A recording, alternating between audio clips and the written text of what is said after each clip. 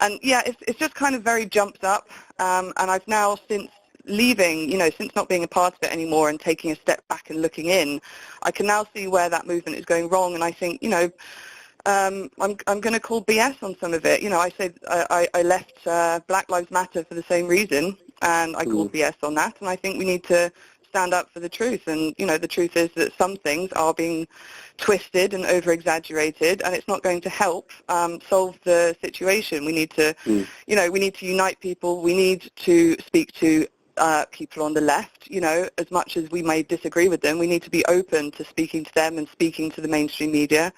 And I don't think it helps to kind of retreat into an echo chamber and just sort of, I don't know, get yourself rolled up over what might not necessarily be 100% true, or something that might have a bit of a more difficult explanation, When you're saying exaggerations and things going wrong, could you elaborate a bit? What's being exaggerated and what's going wrong?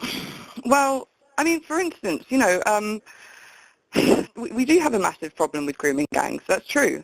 We have a huge problem with grooming gangs, but it's not as if every Muslim in this country is going home and saying, oh, isn't it lovely that we can, that we can do all of this and get away with it? And, oh, don't you just love, treating young English girls like this? Isn't this just, what we're here to do? That's not true.